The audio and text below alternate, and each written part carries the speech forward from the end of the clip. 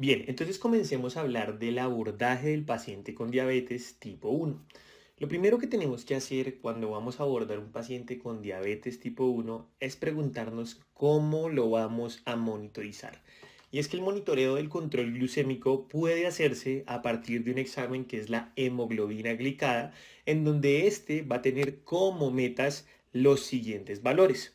En aquel paciente que se encuentra en el periodo de luna de miel, que es algo que hablaremos en un rato, o que está usando tecnología en diabetes, yo le voy a pedir una meta estricta de hasta menos de 6,5%. Pero la gran mayoría de pacientes que tienen un acceso a la atención integral en diabetes, pero de pronto no a la tecnología y ya pasaron por su periodo de luna de miel, la meta que vamos a tener es de menos de 7%. En aquellos pacientes que hacen hipoglicemias inadvertidas frecuentes, que tienen un inacceso a herramientas para administración óptima de insulina o que por su red de apoyo, sus factores psicosociales, su estilo de vida podrían exacerbarse fácilmente hacia una hipoglicemia con objetivos muy estrictos, la meta de 7,5% es apropiada. Y en el caso de los pacientes que han tenido hipoglicemias graves, que su esperanza de vida está limitada y que tienen muchas comorbilidades, probablemente 8% sea un valor apropiado. Hay que tener en cuenta que muchas veces la hemoglobina glicada no necesariamente, si está en las metas, significa que el paciente esté teniendo un buen control glicémico. ¿Por qué? Porque el control errático de la diabetes, cuando existe una variabilidad muy alta y el paciente tiene muchas hipoglicemias, eso puede hacer que falsamente la hemoglobina glicada aparezca en metas. Es por esa razón que verdaderamente si uno quisiera un monitoreo real, lo que debería hacer es un monitoreo continuo de glucosa. Entonces, ¿cómo se puede monitorizar la glucosa en sangre? La monitorización de glucosa en sangre nos permite identificar cuando hay hipoglicemias y cuando hay episodios de hiperglicemia. Entonces siempre tiene que ir de la mano con la glicada para que uno sepa si esa glicada es real. Listo. Además, este monitoreo va a permitirle familiarizar al paciente con la respuesta que tiene a los alimentos, al ejercicio y al estrés y saber cómo cambia su glucosa respecto a esos momentos de la vida. ¿Y qué estrategias existen? Entonces contamos, por ejemplo, con la glucometría diaria, las punciones dactilares diarias, que consisten en obtener al menos 4 a 6 veces al día glucometrías. Como mínimo tiene que tener apenas se levanta, antes del desayuno, antes del almuerzo, antes de la cena, antes y después de hacer ejercicio y antes de acostarse. Así deberíamos seguir al paciente. Y si llega a presentar manifestaciones clínicas de hipoglicemia, en ese caso también toca tomar una glucometría para confirmarla. Se han establecido metas en ayunas de 70 a 144 miligramos decilitro, aunque algunos otros pueden decir de 70 a 130, y en general, si yo tomo una glicemia al azar, debería estar entre 70 y 180. Si estoy por fuera de ese valor, yo ya estoy hablando de una hipo o de una hiperglicemia. Pero aunque las glucometrías nos otorgan una aproximación cercana a la realidad, probablemente lo que más nos va a dar una respuesta de cómo se está manteniendo la glucosa en la sangre de mi paciente es el monitoreo continuo y realmente se prefiere en la mayoría de los pacientes si está disponible. ¿En qué consiste? En un sensor subcutáneo que va a medir continuamente los niveles de glucosa intersticial y de esa forma va a informarnos sobre hiperglicemias y además cuando ocurran estos eventos habrán alarmas que alerten a los pacientes. Pueden ser necesarias medidas confirmatorias con glucometrías y de esta forma saber si sí es consistente lo que estamos viendo con el sensor. Y hoy en día las bombas de insulina más avanzadas ya cuentan con estos sensores incorporados y automatizados para que ocurran cambios en la administración de la insulina según el valor de la glucometría. ¿Qué dispositivos existen? Existen varios, está el Freestyle, está el Dexcom, el Guardian, el Eversense y probablemente el que más utilizamos en Colombia sea el Freestyle Libre. Dura alrededor de 14 días, no necesita calibración. Y el Freestyle Libre 3 nos permite tener un reconocimiento en tiempo real de los valores de glucosa del paciente. Listo. Entonces, hablemos un poco más de ese monitoreo continuo de glucosa. ¿Cómo se interpreta? ¿Qué resultados son los que vamos a obtener? Entonces, esto nos va a otorgar información acerca de un periodo de tiempo determinado. Usualmente son 14 días. Y en ese tiempo que vamos a ver, lo que vamos a ver es si la glucosa ha permanecido dentro de un rango de seguridad. Eso se llama el tiempo dentro del rango. Entonces, este consiste en las lecturas del monitoreo que están en el rango objetivo. ¿Y cuál es el rango objetivo? De 70 a 180 miligramos decilitro y que esté más del 70% del tiempo en ese rango. Este es el método preferido para evaluar el control glucémico y la eficacia de cualquier régimen de insulina. Y si nosotros estamos por encima de ese tiempo, pues va a ser el tiempo por encima del rango y es cuando las lecturas estén por encima de 180. Pero además, aquí vamos a tener un rango que es el rango alto, que es de 180 a 250, y el rango muy alto, que es más de 250 miligramos decilitro. La meta es que el alto esté por debajo del 25% y que el muy alto esté por debajo del 5%. El tiempo debajo del rango va a ser cuando las lecturas están por debajo del rango establecido y ese rango es de 70 miligramos decilitro. Si está por debajo de eso, hablamos de un rango bajo. ¿Listo? Pero además también tenemos un rango muy bajo que es cuando está por debajo de 54, lo que llamaríamos una hipoglicemia grado 2 o clínicamente significativa. Y la meta es que esté por debajo del 1%. Otros conceptos importantes del monitoreo continuo de glucosa son la variabilidad glucémica, que se define como qué tan variables son las concentraciones de glucosa en un tiempo determinado y que debe ser menor al 36% esta variabilidad. El promedio de la glicemia y el GMI, que vienen siendo como un análogo de lo que sería la glicada, entonces es como una medida de glicemia y glicada promedio en un tiempo determinado, y los datos de la utilización del dispositivo, que es para ver cuántos días se ha usado realmente el monitoreo y qué porcentaje del tiempo ha estado activo. ¿Listo? Entonces aquí tenemos un ejemplo de un reporte de un monitoreo continuo de glucosa. Esto es lo que vamos a encontrar en la primera página cuando se descargan los datos y aquí podemos ver cómo está el tiempo en rango terapéutico, el tiempo alto, el tiempo muy alto, el tiempo bajo y el tiempo muy bajo. Aquí este paciente, pues por supuesto estaría por fuera de metas, ¿cierto? Además también vamos a ver el promedio de glucosa, vamos a ver el GMI, vamos a ver la variabilidad, que son todos esos datos que hablamos hace un momento con sus metas correspondientes, que en este caso pues la gran mayoría de cosas estarían por fuera de metas. Después de nosotros ver esto, podemos ver cómo se ha comportado en cada día de la semana la glucosa, lo que nos permite saber si los problemas están en el desayuno, en el almuerzo, en la cena y con eso yo corregir la terapia que le estoy dando al paciente. E inclusive yo podría profundizar aún más en cada uno de los días y ver específicamente en qué horas del día son los problemas. Y definitivamente este ensayo publicado en Diabetes Care en 2019 nos demostró que estar en un 10% menos del tiempo del rango objetivo se asocia fuertemente con el desarrollo de retinopatía y el desarrollo de microalbuminuria.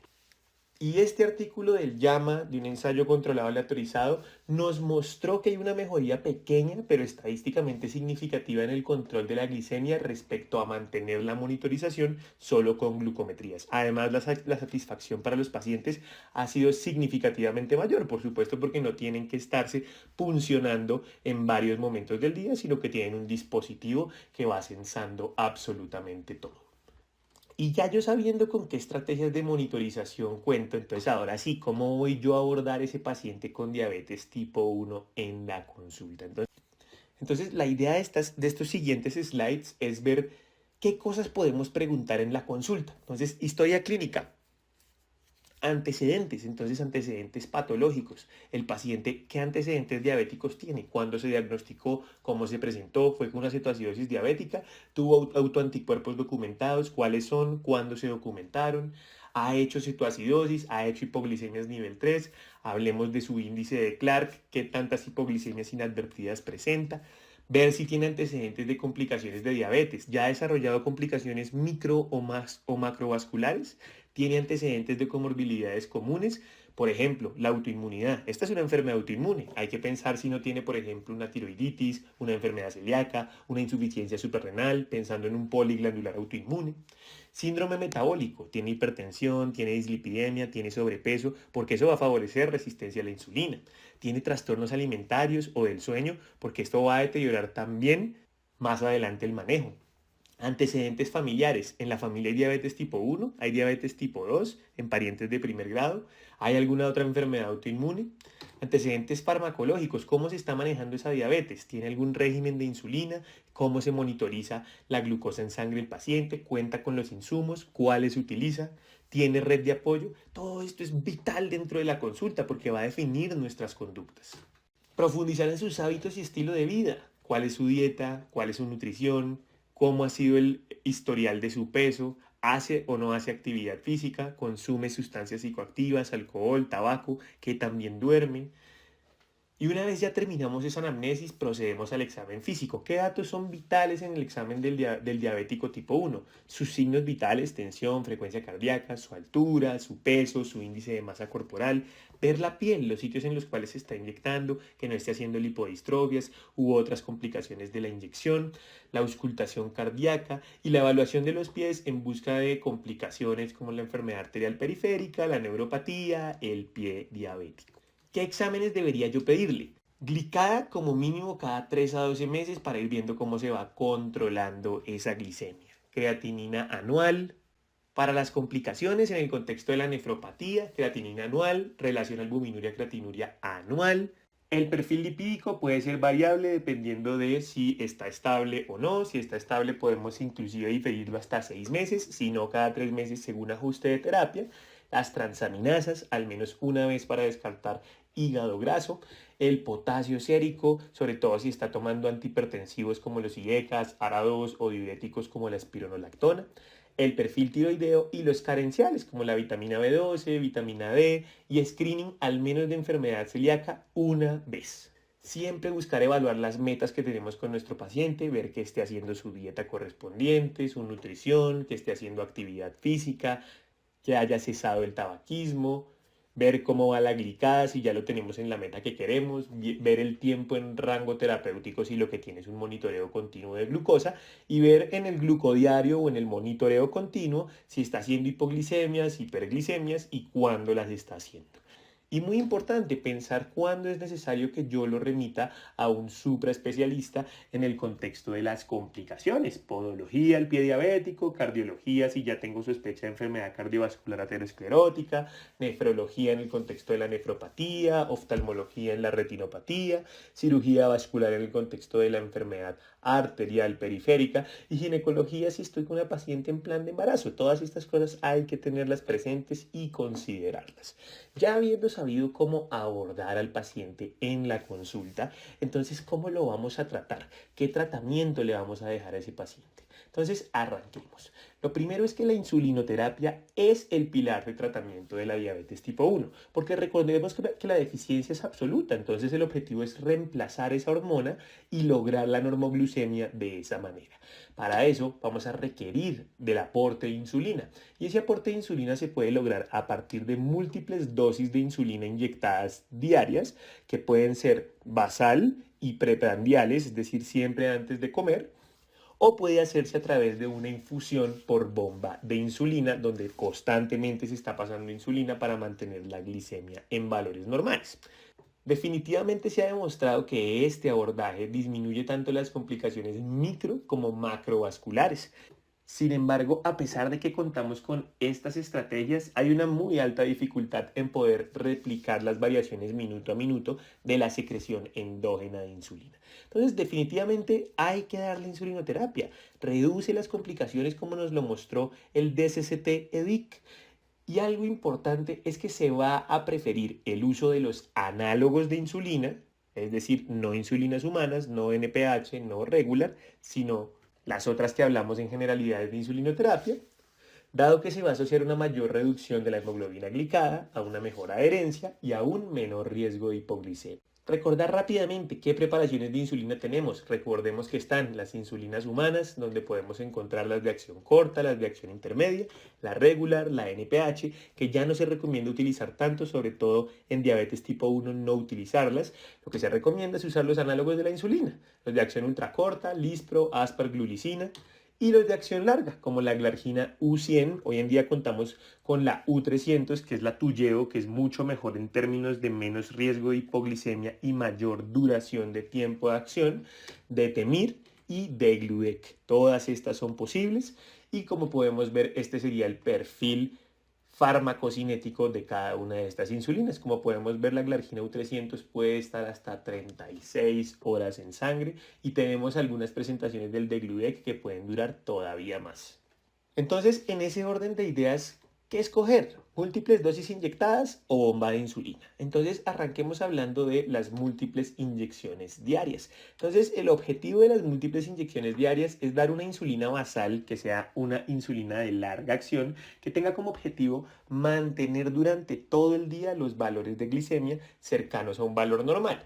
Y cuando yo tenga momentos en los que hayan picos de glucosa, como en los momentos de la alimentación, llámese desayuno, llámese almuerzo, llámese cena, administrar una insulina preprandial de tal forma que esos picos no me vayan a generar hiperglicemias.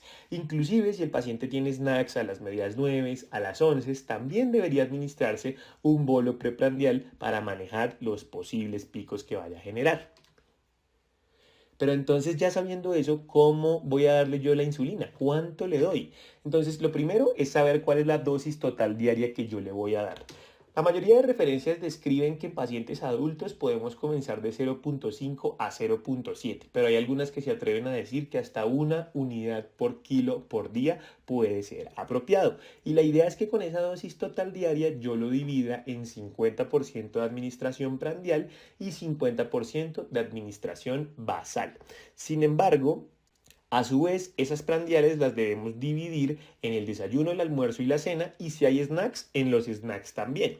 Pero si bien aquí nos dice que debería ser 50-50, esto realmente es un teórico y muchas veces termina siendo diferente y el basal puede llegar a ser hasta del 30% al 60%. Entonces realmente lo que se recomienda es que para cada comida, para cada alimento del día, se calcule la dosis de la insulina preprandial según la cantidad de carbohidratos ingeridos. Y es aquí donde nos solemos perder más el conteo de carbohidratos. ¿Y esto cómo se hace?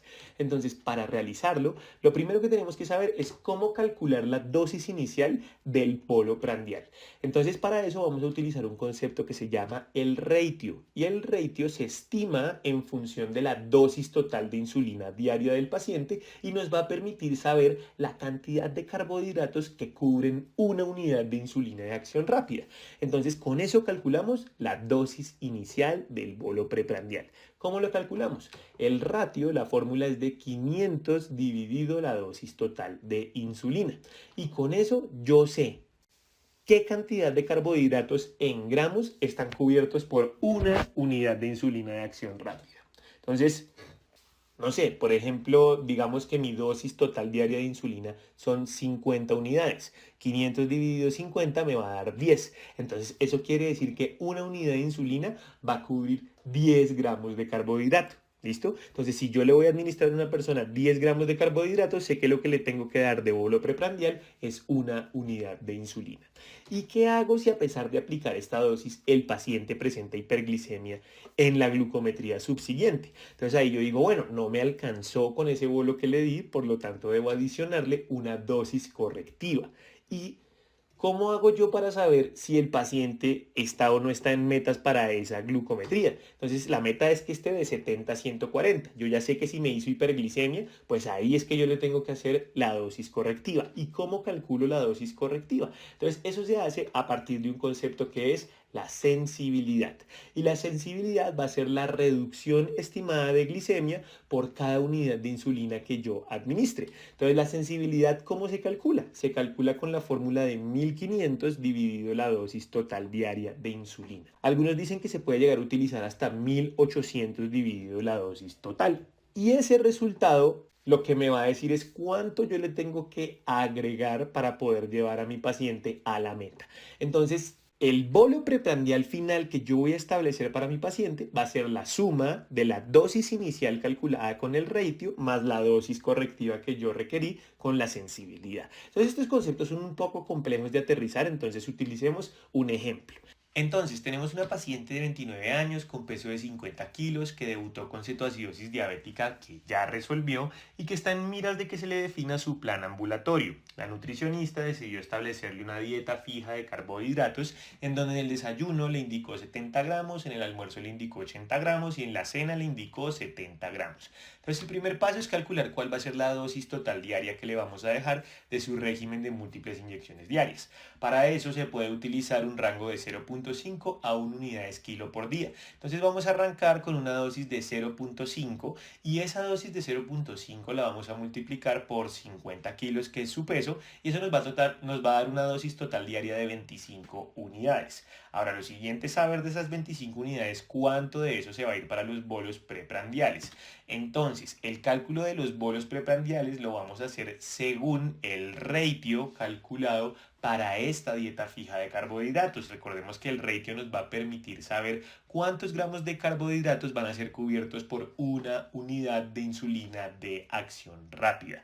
Entonces, reemplazamos en la fórmula 500 dividido 25, que es la dosis total diaria, y eso nos da 20 gramos. Eso quiere decir que una unidad va a cubrir 20 gramos de carbohidrato. Entonces, si en el desayuno le están dando 70 gramos, pues eso por regla de 3 daría más o menos 3.5. Entonces lo aproximamos a 3 unidades. En el almuerzo, si le dan 80 gramos, pues eso daría 4 unidades para poder cubrir los 80. Y si en la cena le están dando 70, pues también le vamos a dar 3. Eso haría que la dosis total preprandiales sea de 10, porque 3 más 3, 6 y más 4, 10. Entonces le estamos dando 10 unidades en insulina preprandial. Ahora, recordemos que ese es el cálculo del bolo preprandial inicial, porque eso puede cambiar si el paciente presenta hiperglicemias en las glucometrías que le hagamos de control. Entonces, si ese es el caso, si se presenta alguno de estos rangos de hiperglicemia, pues entonces vamos a tener que utilizar la sensibilidad para saber cuánto aplicarle de insulina correctiva. Entonces, reemplazamos en la fórmula 1500 dividido 25, que es la dosis total diaria, y eso nos da un valor de 60 gramos. Eso quiere decir que una unidad de insulina de acción rápida va a reducir 60 gramos de glicemia. Entonces, en ese orden de ideas, si mi paciente tiene una glucometría que está normal, es decir, por debajo de 140, pues no hay que ponerle correctivo. Pero si está entre 140 y 200, pues eso quiere decir que yo voy a necesitar una unidad para poder llevarlo a la meta. ¿De acuerdo? Y si está entre 200 a 260, pues ahí ya no me va a alcanzar con una unidad, porque solo va a reducir 60. Necesito un poquito más, entonces le voy a dar 2 unidades. Y de esta manera uno podría hacer una tabla de ajuste correctivo que iría de 60 en 60 gramos para darle la dosis que necesite. Entonces el esquema final le quedaría como la insulina de acción larga, que por un ejemplo sería glargina 15 unidades, con el esquema de bolos preprandiales. Entonces aquí ponemos Aspar, que es una insulina de acción rápida, 3, 4, 3, más los correctivos que se determinen para poder determinar el bolo preprandial final. Y de esta manera habríamos establecido el manejo de un paciente con diabetes tipo 1 con régimen de múltiples inyecciones diarias.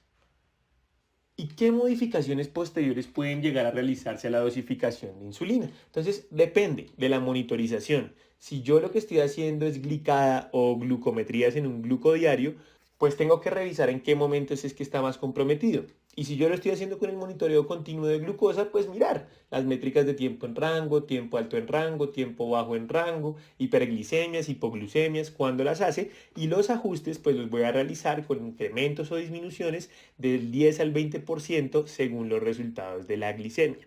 Puede que el paciente requiera ajustes frecuentemente en las primeras semanas después del diagnóstico y recordar algo que es la fase de luna de miel, porque esa fase de luna de miel va a ser un momento en el que se requieren reducciones rápidas en los regímenes de inyecciones de insulina para poder evitar las hipoglucemias. Entonces hablemos un poco de esa fase de luna de miel. ¿Qué es eso? La fase de luna de miel hace referencia a un periodo de la historia natural de la enfermedad en donde hay una disminución del requerimiento de insulina exógeno semanas después del diagnóstico y del inicio de la insulinoterapia. ¿Por qué se produce? Porque las células beta que quedan restantes secretan insulina, arrancan y reducen el requerimiento exógeno. Más o menos cuánto dura, puede durar desde varios meses hasta años, y el aumento de glicemia, glicada y de requerimiento insulínico va a avisarme que ya ha finalizado esta fase. ¿Qué recomendaciones se tienen? Que en los pacientes que están en fase de luna de miel debemos vigilar estrictamente para que no desarrolle hipoglicemias y tener un objetivo estricto de glicada de menos de 6.5%. En teoría, todo paciente con diabetes tipo 1 debería ser candidato a una bomba de insulina. Sin embargo, las bombas de insulina son de alto costo y no están disponibles en todas partes, al menos no por ahora. Pero en caso de que yo vaya a hacer la transición a la terapia con bomba de insulina, si el control glicémico ha sido pobre con las múltiples dosis inyectables diarias, realmente la dosis se deja igual. Pero si el control ha sido excelente, yo tengo que reducir 10 a 20% mi dosis total diaria. Y lo voy a manejar exactamente igual. Yo simplemente pongo los datos en la bomba, pero con una dosis total diaria disminuida en un 10 a 20%. Entonces comencemos a hablar un poco de la bomba de insulina. La bomba de insulina es un dispositivo que permite administrar una infusión subcutánea continua de insulina y es el estándar de tensión en los entornos ricos porque tiene beneficios en control glucémico, en seguridad y en satisfacción del paciente. Entonces aquí tenemos el dispositivo con su set de infusión que va a ser subcutáneo y vamos a tener la bomba que va pues a tener sus controles para manejar, su display digital y el tubo flexible que va a estar unido al set de infusión. La técnica consiste en que la bomba de insulina está administrando dosis basales cada pocos minutos espaciados uniformemente durante una hora con insulinas de acción rápida subcutáneas y además también administra bolos de acuerdo a las comidas que el paciente tiene.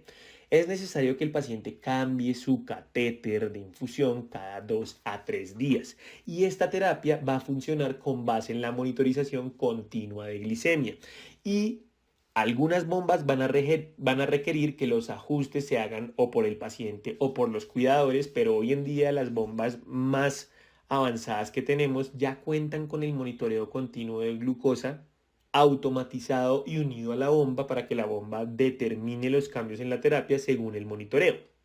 ¿Cuándo está indicado? Como les dije, en todos los pacientes con diabetes tipo 1 siempre que sea posible, pero va a ser especialmente valioso en aquellos pacientes que tengan hipoglicemias severas recurrentes, que tengan una variabilidad muy alta de la glicada, que no logren un control con el esquema basal bolo, que tengan propensión a la cetosis, que ya tengan complicaciones, que tengan trastornos alimentarios, que estén en embarazo o que sean atletas competitivos. Y algo importante es que el equipo eventualmente puede fallar, o porque se ocluya o se retuerza el tubo, o porque se desplace el catéter del sitio subcutáneo, o porque falla el mecanismo de la bomba. Y el problema es que esto rápidamente puede conducir a hiperglicemia, cetosis y cetoacidosis diabética. Entonces hay que educar muy bien al paciente en las consideraciones de los riesgos de fallo del equipo.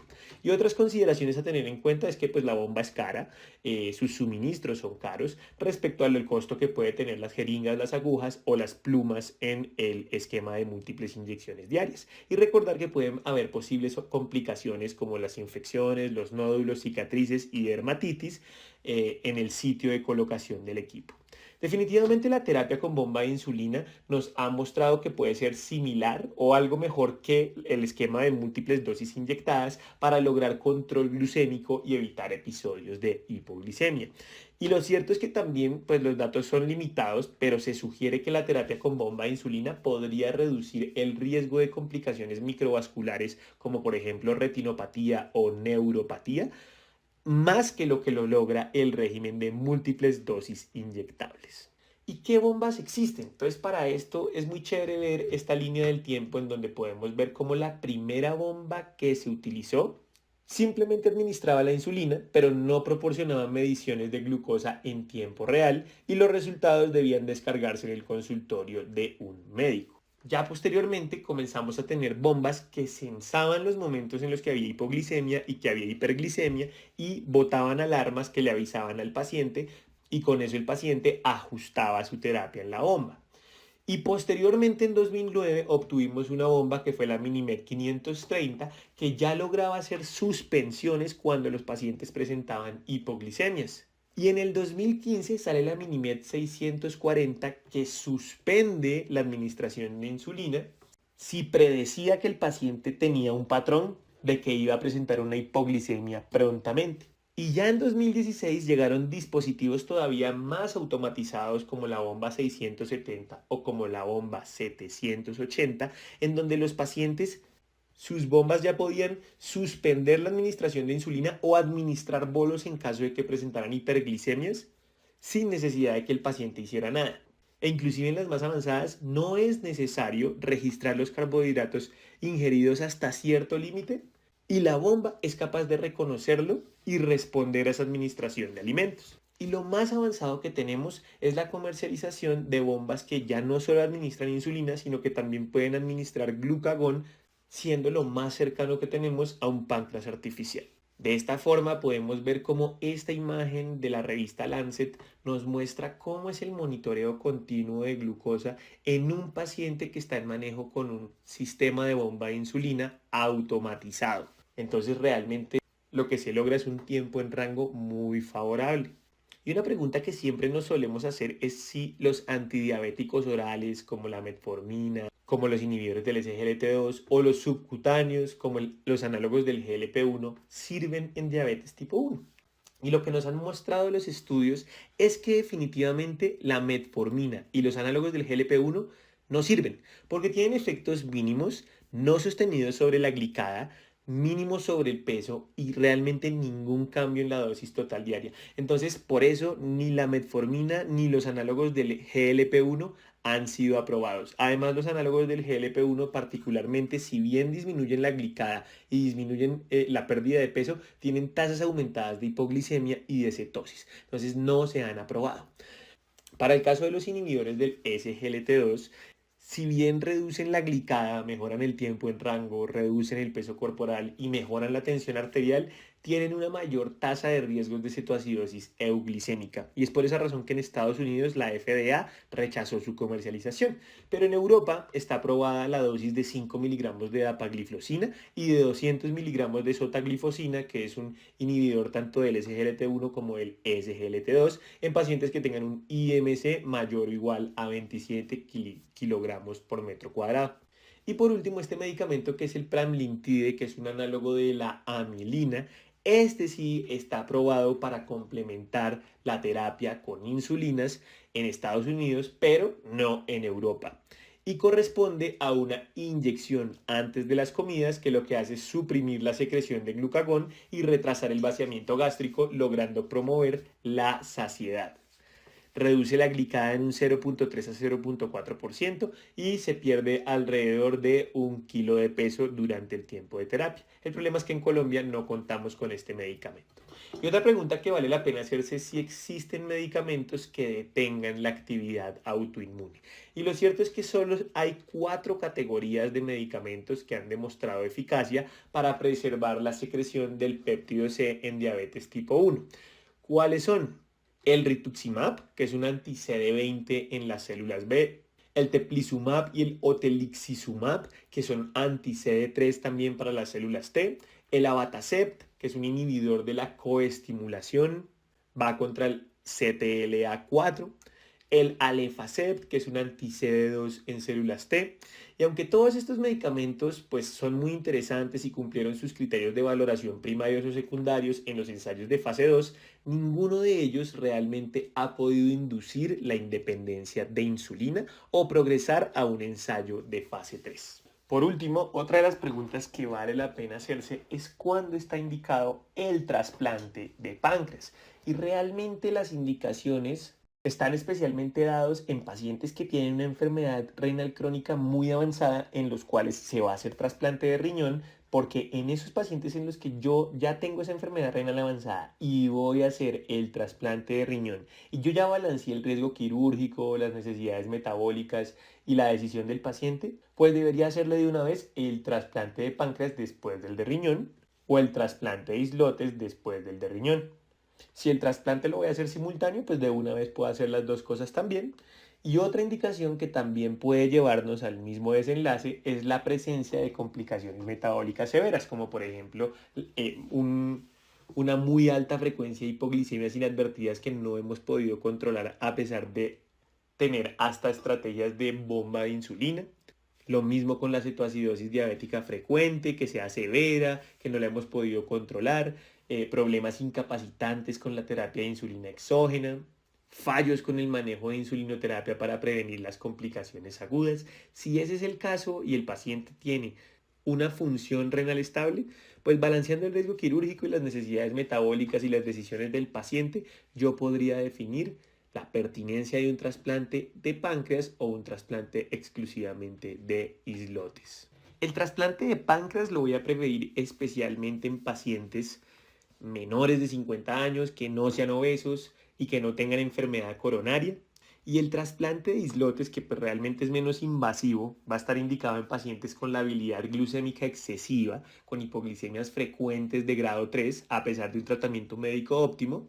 Y este sí permite la inclusión de personas mayores y que tengan compromiso de sus arterias coronarias y que no sean elegibles para un trasplante de páncreas completo. Se ha visto que con estas terapias se logra hasta una independencia de insulina de hasta 5 años en el 50% de los receptores. Y a la fecha, pues es realmente la única terapia que confiere una recuperación sostenida y un restablecimiento de la contrarregulación de la glucosa. Sin embargo, pues realmente no tenemos estudios cabeza a cabeza donde se compare a los sistemas más nuevos de tecnología de bomba de insulina híbrida de circuito cerrado versus estos trasplantes. Entonces, pues realmente no tenemos mucha claridad respecto a esta materia. Así que en síntesis, todo el manejo de la diabetes tipo 1 se va a resumir en esto que hablamos, en la educación del paciente respecto a cómo manejar sus complicaciones, tanto de hiperglicemia como de hipoglicemia, respecto al manejo de su depresión, de trastornos alimentarios y otros problemas de materia psicológica. Iniciar en la medida de lo posible un monitoreo continuo de glucosa y si no se puede hacerlo con glucometrías seriadas y con hemoglobina glicada. Iniciar la insulinoterapia y si se puede con bomba de insulina, pero si no con un esquema de múltiples dosis de inyección diaria. Y preparar al paciente para las hiperglicemias y para las hipoglicemias. Esto lo hablamos especialmente en el video de complicaciones de la diabetes. Y de esta forma finalizamos nuestro video dedicado al paciente con diabetes tipo 1, especialmente en el contexto ambulatorio.